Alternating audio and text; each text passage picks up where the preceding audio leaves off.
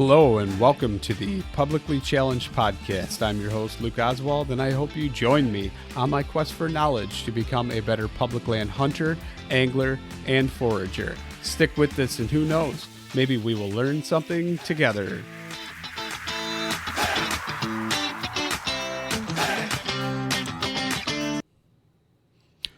All right, real quick before we get started on the show, I'm just going to talk about Treeline Academy. You've heard me say it. I can't even tell you how many times. Mark Livesay is treelineacademy.net. That's treelineacademy.net. Sign up. Use the promo code PC2020. Save yourself $20. Can't say it enough. It's awesome. Amazing. Most comprehensive e-scouting course out there. Check it out for yourself. Sign up. Use promo code PC2020. And now let's get to the show. Regularly. I wish I could grow a mustache. I can, but it grows in blonde on the sides.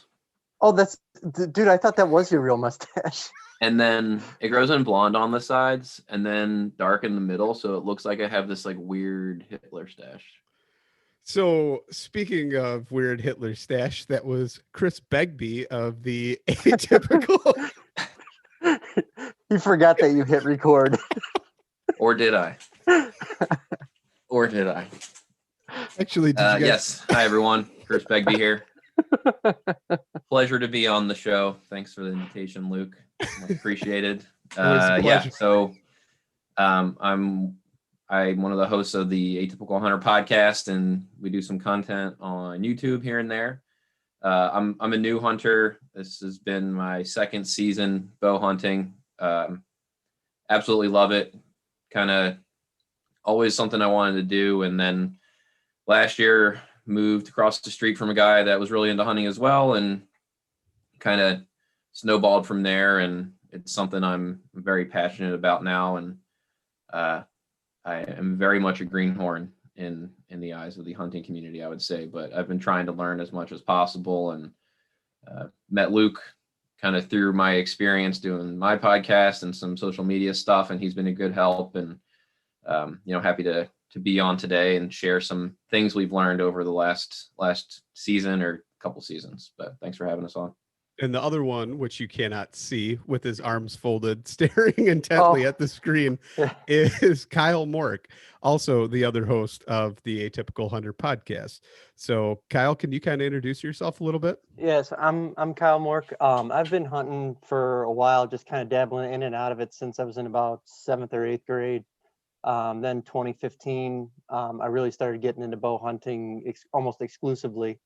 At the same time that my wife kind of got my ass into fitness at the same time. So, but as far as like my experience and everything with hunting, when Chris moved across the street and we started this podcast thing, it was kind of an opportunity for me to actually do things the right way and start learning things, basically from scratch again. I mean, I'd been hunting for a long time, but not really ever doing anything the right way. So it was cool being with Chris and really just kind of learning from the start again.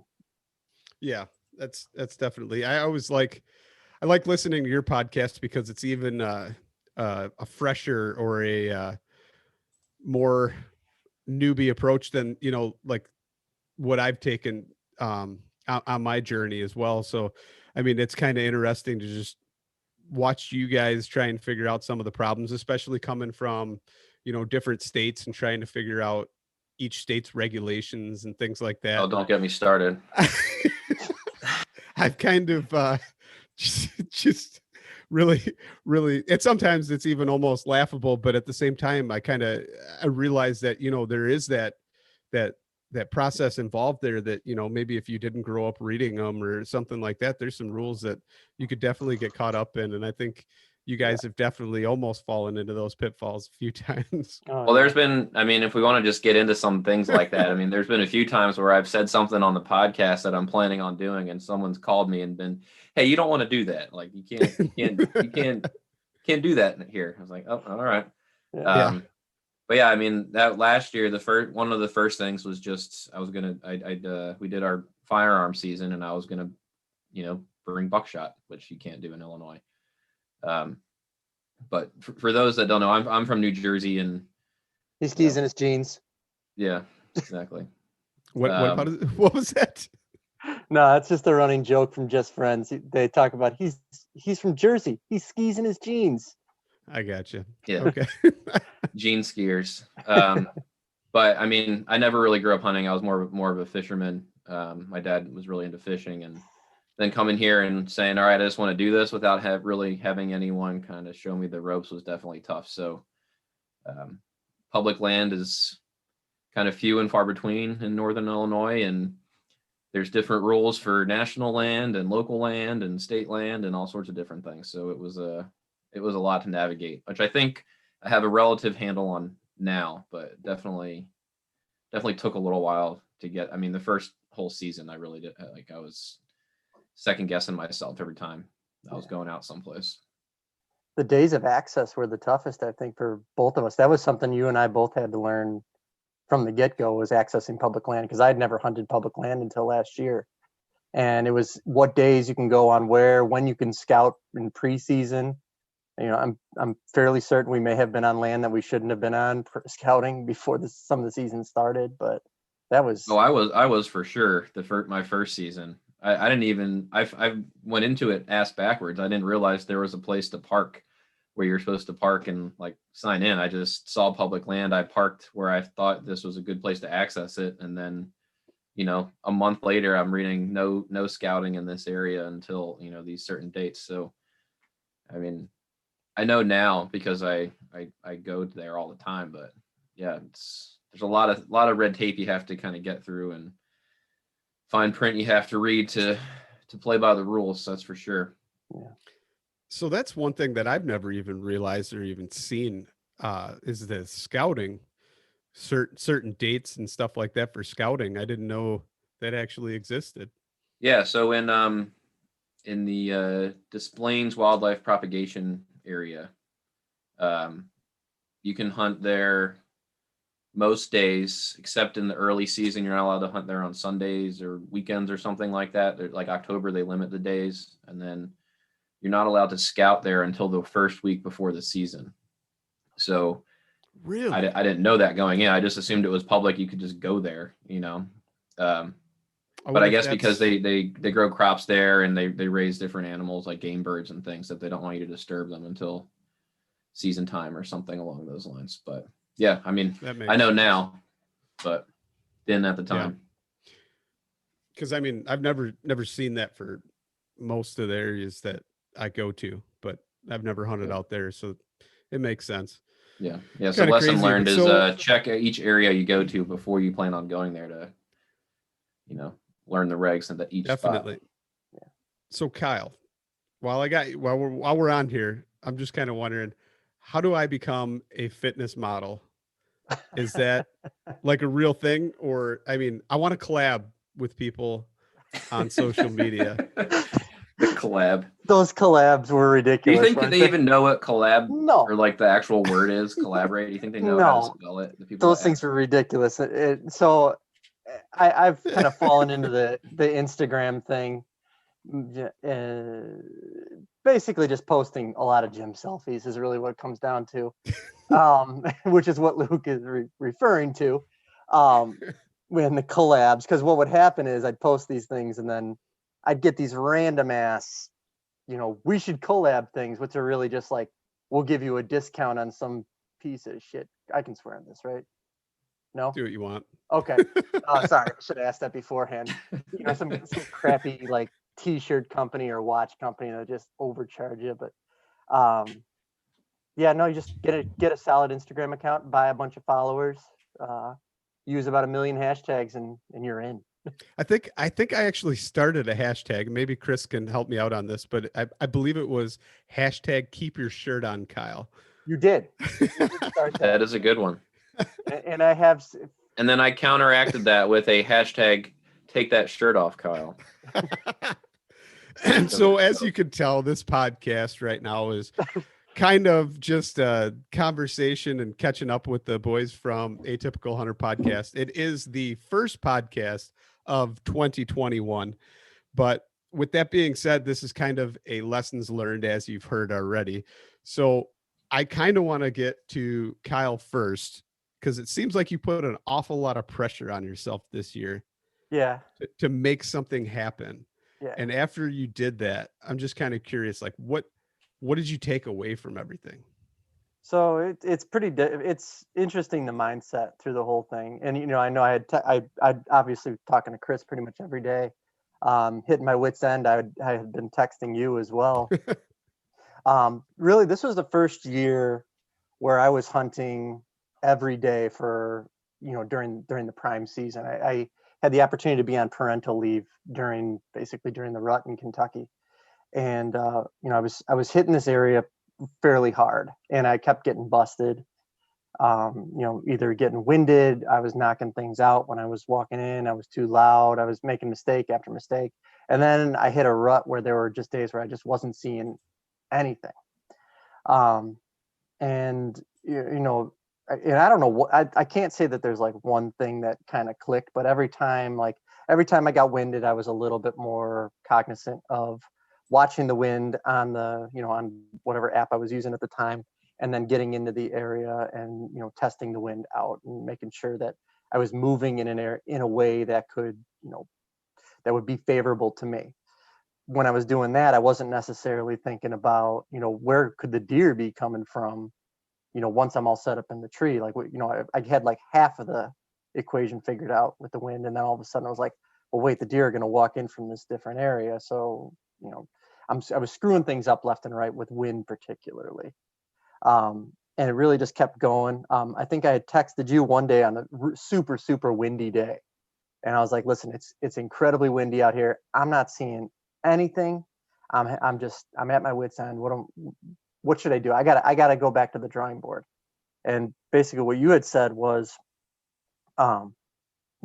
it's super windy. They're not going to hear you moving around.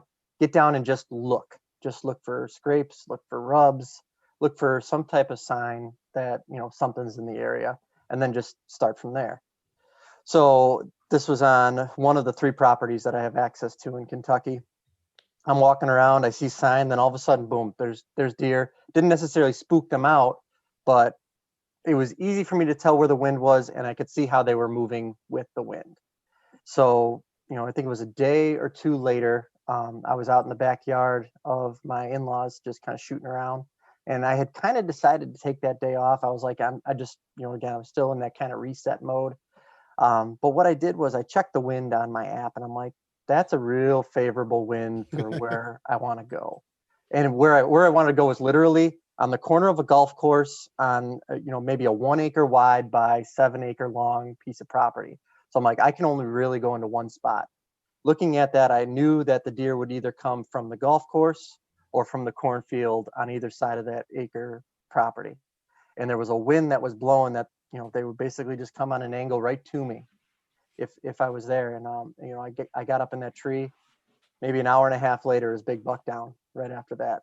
And I was like, it finally all just kind of came together. I like how you it was an awesome, I mean, it's awesome deer. Awesome. I'm glad it came together for you. And what was even crappier though was how you sent me like some hokey little photo of just a snippet of the deer, like you holding something and you couldn't see what the heck it was. And I'm like, all right, yeah, you got something, whatever. And then please, you were just as bad with yours this year. Yeah. Build up. Where do you think I learned that from? No, actually, so I'm always doing that stuff to you guys. So yeah, you do. You do. Like you keep. It's just like we're getting 30% of the story. What's going on? But no, there was. I could only send certain things out before they got watermarked too. So there was a reason. Kind of a little bit of a reason for that too. So, but there were some people that I'm like, I want to send this picture to somebody. I'm sending it to Chris. I'm sending it to my dad. I'm like, I gotta send this to Lucas and a couple other people. So. I like how it wasn't last year, it was the year before. I sent the one to Chris and he's like, oh man, when'd you get that buck? And I was like, I don't remember. He got all mad at me. He's like, well, you must be pretty stupid if you don't remember. And I go, look at its legs. And he's like, oh. And you could totally tell it got hit by a car after you looked at it. Yeah. That's awesome. Just stuff always like sending me these weird things. I got to jack with you, but no, that was definitely cool. I think my biggest takeaway from everything that I learned was probably I am the worst judge of a buck in the moment until the moment passes. And then I regathered my thoughts and I'm like, man, that was stupid. I should have shot that deer. But like, I don't know what it is lately. Like my heart isn't racing. Maybe it's just because you know what I mean? Like you get enough encounters or something to where it just really isn't just racing anymore. And I'm I have collected. no idea what that's like yet, Luke. I have no idea what that's like. So I'm collected and in the moment I'm like, his head's down. He kind of looks small. You know, I'm looking at him, and it happened again this year. And I believe I sent you guys that photo, and it was like, Yeah. Yep. Man, I screwed up on that one. And I've got video footage. I haven't even shown you guys of them yet, but you'll definitely make fun of me for passing them. And it was so stupid. And I chased that deer. I chased that deer for 4 or 5 more days, but I never had the right wind to get back up on him and set up where I needed to set up, where he was checking those scrapes. And I couldn't get close enough to him. And finally I was loading the canoe every day by myself. And I just got burned out. And I'm like, man, if I see another nice deer come by, I'm taking them. And I watched that buck that I took. I mean, I watched him come in and push does across the water. And, you know, I took him, and I don't regret it, but at the same time, I regret not taking that other buck. So lesson learned is you would take one first time it comes by, or what? How are you gonna judge that next year? I think, yeah. I definitely, if he looks decent, or I think he's decent, don't try and be judgy and picky, because that opportunity might not, you know, ever present itself again. I was confident. And I mean, I did see him. I even texted you guys and told him, you know, like, yeah, I saw him at 200 yards away or 100 yards away, but I never got close again. And I think I even saw that buck that morning. He was pushing my buck and stole a doe from him, the buck Right. I took. But yeah, it's just one of those things that from now on, I don't think I should be as judgy. So, were you able to kind of tell that because you were carrying the camera around this year? This is the first year you carried the camera around, right? Yes, it is. And then I kind of ditched the camera after a while, because I was just like, you know what? I'm so focused on fiddling with the camera. I think that might have actually taken away from me getting an initial judgment on him too. Yeah. I was trying to get the GoPro on him, and then I had the actual video cam too. Mm-hmm. And so I had the GoPro, I had it turned on. I was fidgeting with that. And then as he came in, then he kind of got it behind some brush, and there was still a window where I could have put a shot, but it kind of restricted my judgment of how big he was at that point. Like I could have judged him ahead of time. Right. And what's funny is I saw him like 80 or 100 yards out, and he went like south of me and hooked back around and came up my way. And when he went south of me at that 80 yards, I looked at him, I go, holy crap, that's a big buck. And maybe because I was jacking with the camera trying to get it on him when he was over there, and then when he hooked back around and came right by me, I don't know what happened, but I didn't think it was the same buck at first, and it was. Really? So the camera didn't add 20 pounds or anything like that. No, it did not. Yeah. Got it. Yeah. Yeah, there's definitely some advantages to carrying the camera around. I mean, you were able to kind of see like, oh man, I screwed up, but you were able to see like, okay, like I definitely judged that wrong. And now you're like kind of reflecting back on it. You're like, I have proof that I judged that wrong. So now. Right. Oh yeah. When he got like 60 to 80 yards out from me and I zoomed in on him, he was walking away and I saw how wide he was. Yeah. And then he turned around and faced me because he was watching a couple does. Yeah. And he turned back around and was looking directly at me. And I've got the video footage of that. And I was like, oh, what did I do? It was just instant regret. So I think that and passing the buck I did the year before and getting all the crap from everybody, it's not even the grief that ended up guilting me, but I only ended up taking a doe that year and never even filled that buck tag because I passed on that buck, and that was the last opportunity I had. Yeah. So between that and then this year, it's like, oh, what am I doing? Just because it's the first day of the hunt, and the worst part is I knew where to go. I knew where to set up, and I did. And my intuition was right. I was like, the wind is perfect. I'm going to set up here. This is going to be my access point. This is going to be my exit if the wind changes. Right. I had it figured out, and I could have ended it. But there was that, hopeless, like romantic in myself that I was just like, no, it's day one.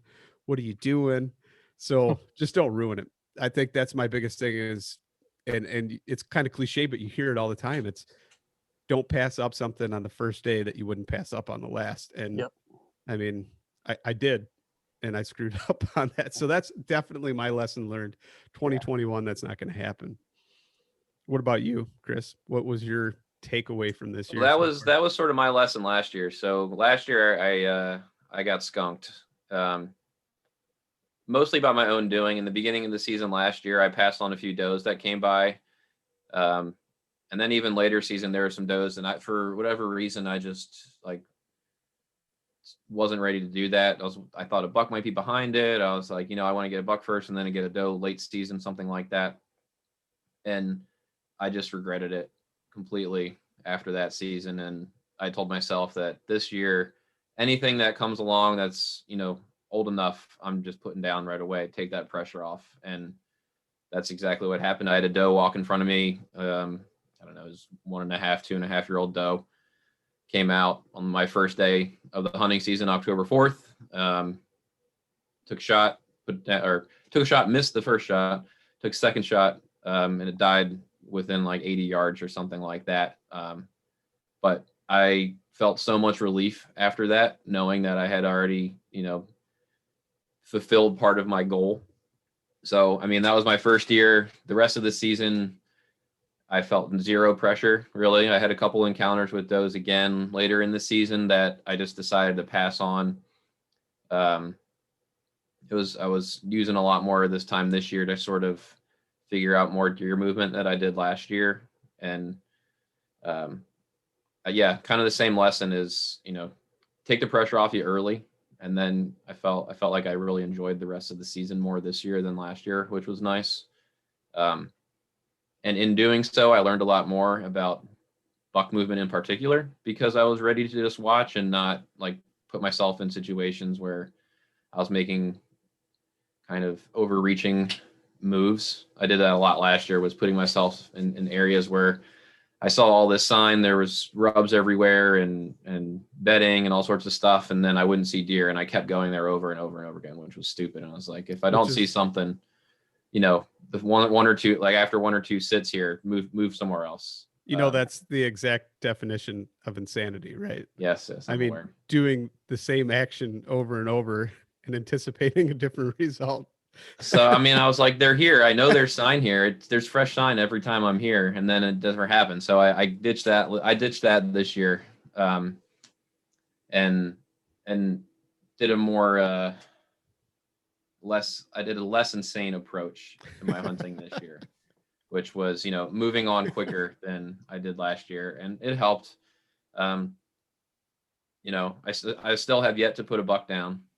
So that's my goal for this coming year. And another lesson that I learned is trail cameras can be great, but they can also kind of provide a fool's paradise. We had a lot of good pictures on a trail cam that we put out, and then I saw no deer in that location once the season came around.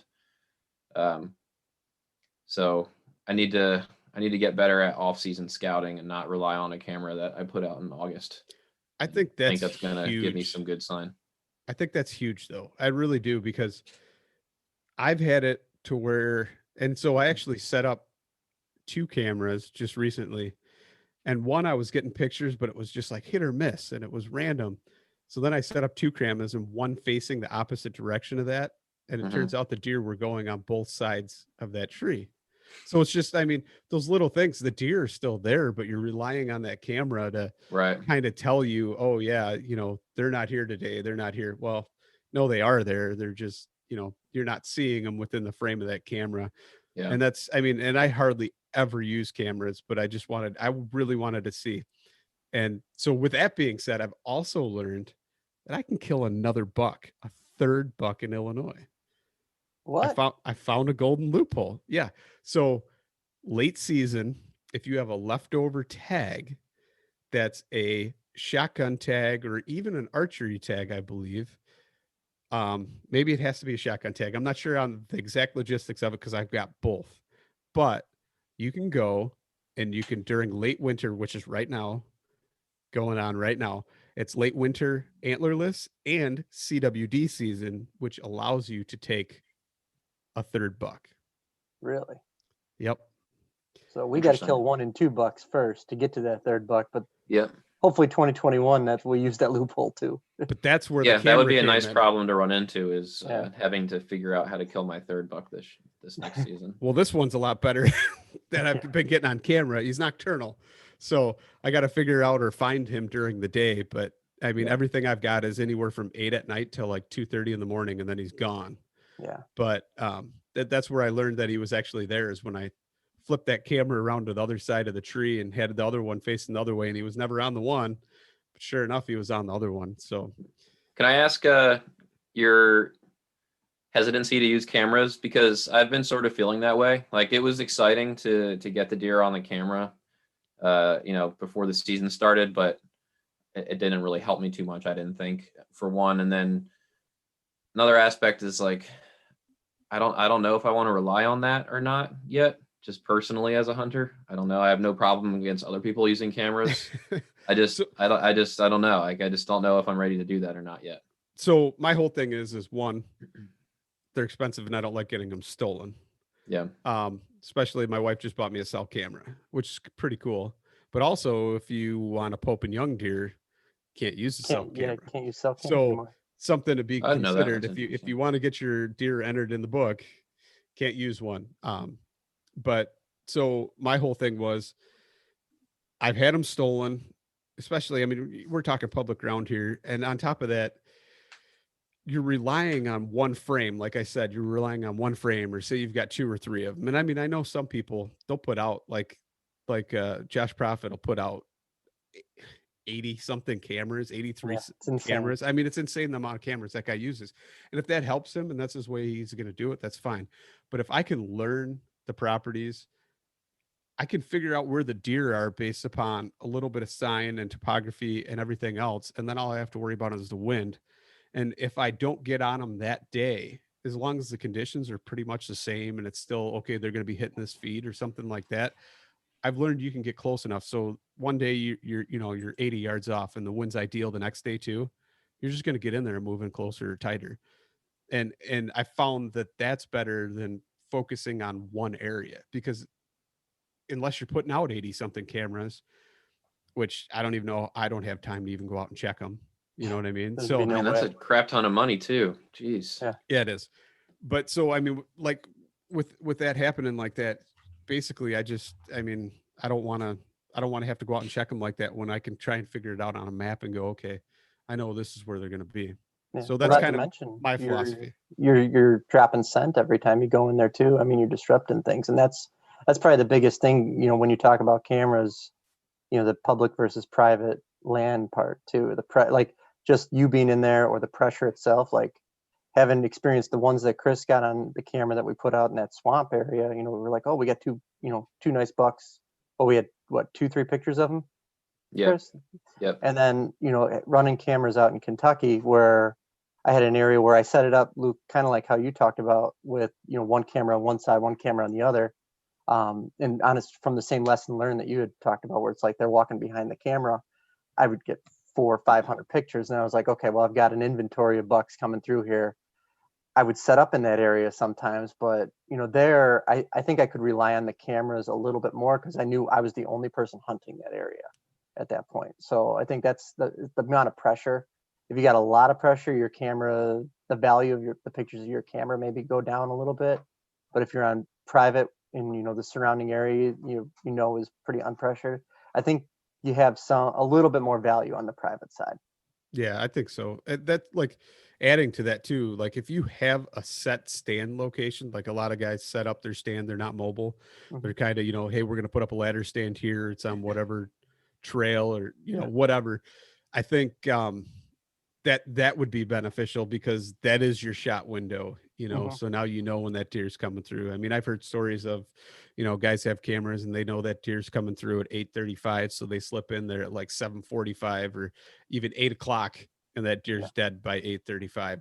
Yeah. So I mean, yeah, it just all kind of depends. But yeah, I'm not really keen on them.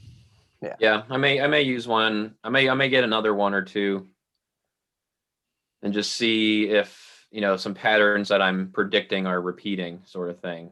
I'm definitely not going to blanket the area with 80 trail cameras. Yeah. For sure. So $600-$700 worth of cameras. With that being said, are you going to take me up on my offer next time I invite you to come with me? Yeah, I think so. I think so. Mostly just to see, what you're doing. Like, everything I'm learning has been mostly through listening to podcasts and watching YouTube videos and Kyle's experience, basically. And just to have another like actual hands-on tutor kind of helping me out, I think would be really, really great. But yeah, I mean, anytime for sure. I know I wanted to get my own buck in like my own public land area that I go to, and that's still a big goal of mine. But yeah, I'm not going to be as picky about it.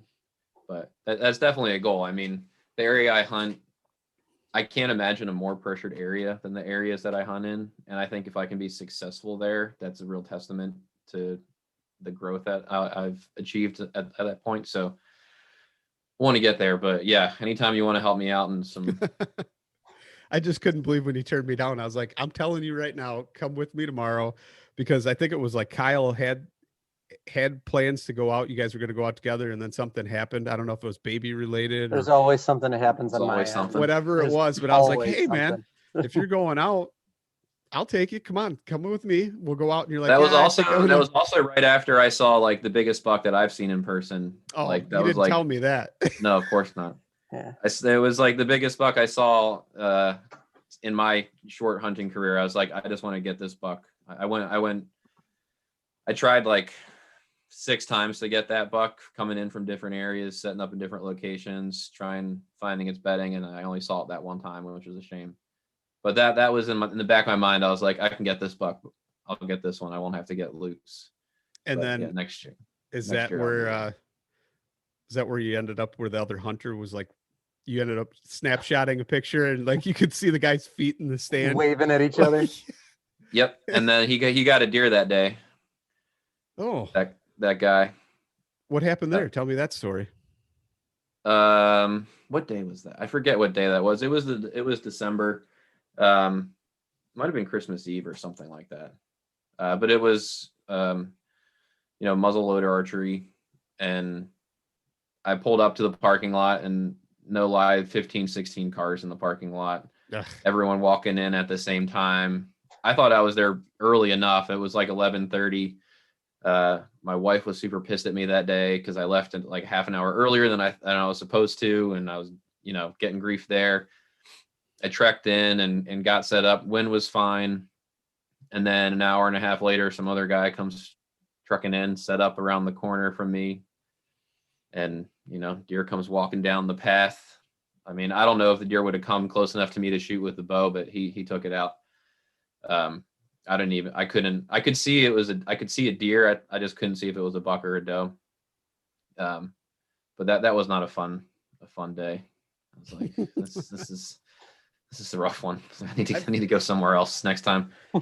I've had it before. I mean, it was like opening day, not last year, but the year before, I guess technically now that it's 2021, but opening day, I'm sitting there and it's like just getting light out. I hear some sign or some movement, kind of going on in the background. I'm like, sweet, I'm on this buck's bed. And then nothing. I don't hear anything. Then it's like, I don't know, 9:00 now, 9:30. And all of a sudden I see this flash of like white. I look over, and at first I thought it was like a deer's tail. And I'm like, huh? But I was like, it's way too noisy.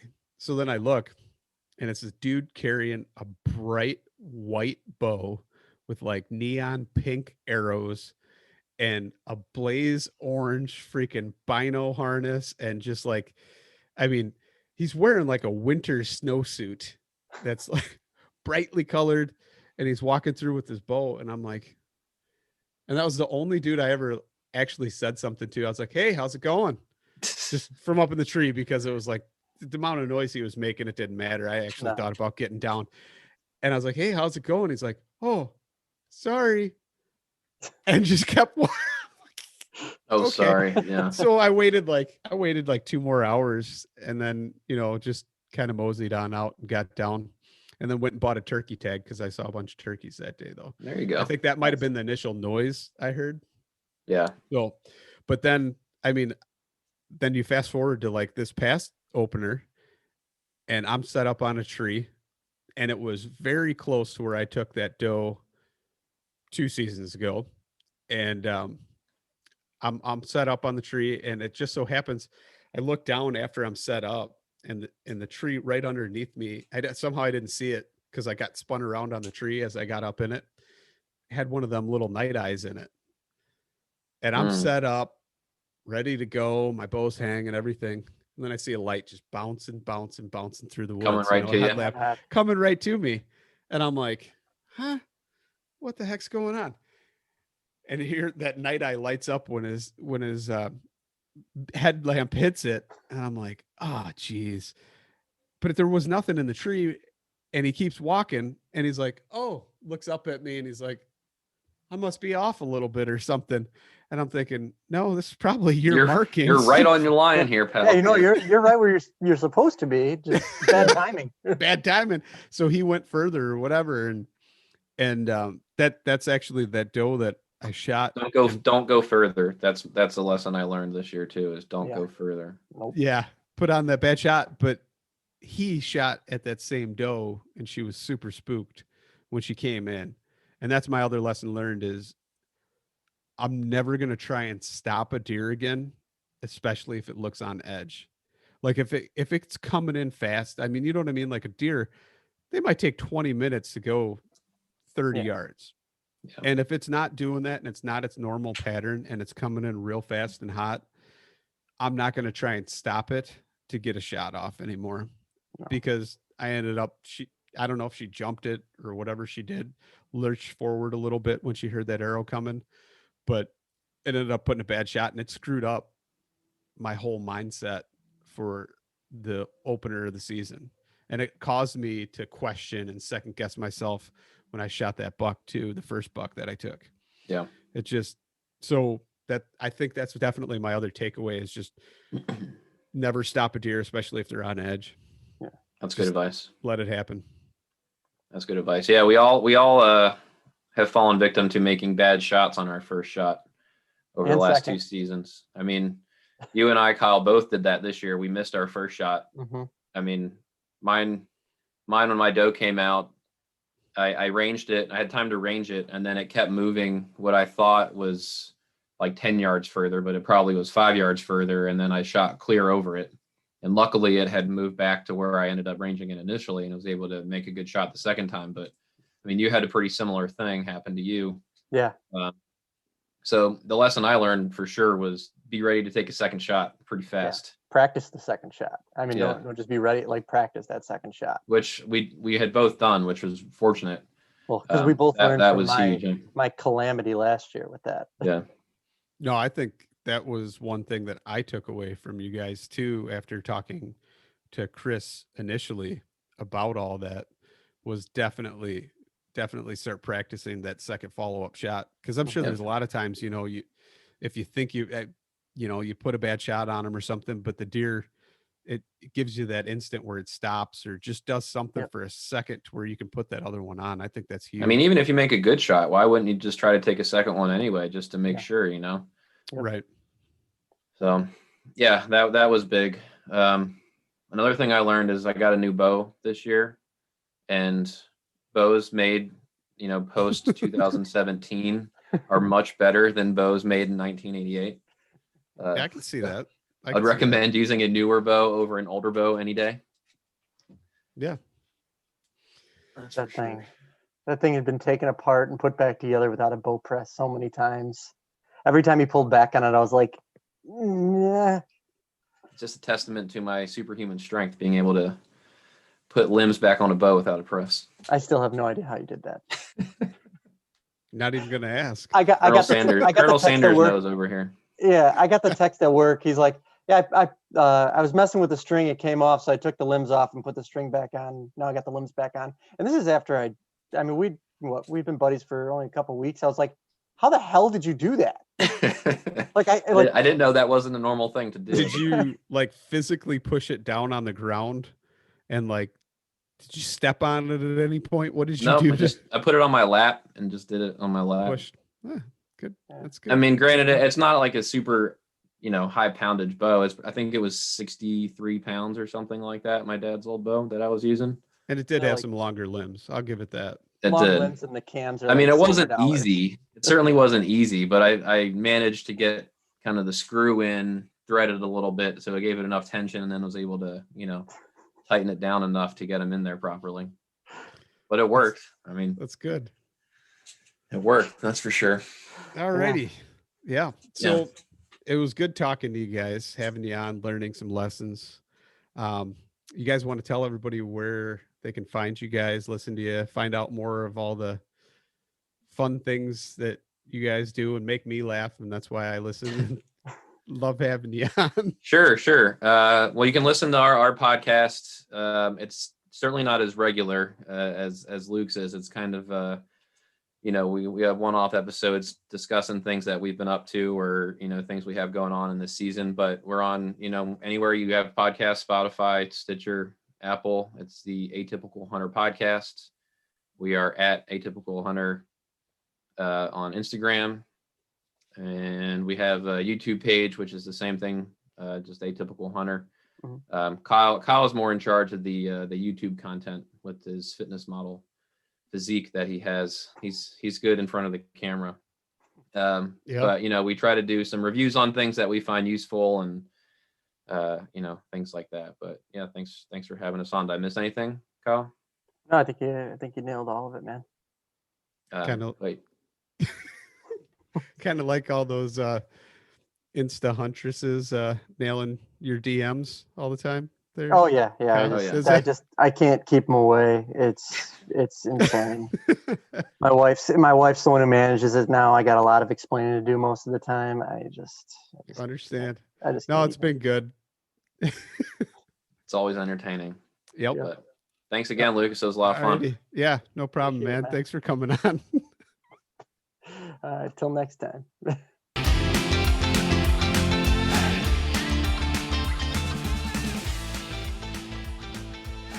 And once again, thank you so much for listening to the Publicly Challenged Podcast. I hope you enjoyed the show, and if you did, please subscribe on whatever platform it is you're listening to. Also, if you could leave a review, that would help us out. And you can check us out on Instagram or at publiclychallenged.com. And once again, thank you so much for listening to the show.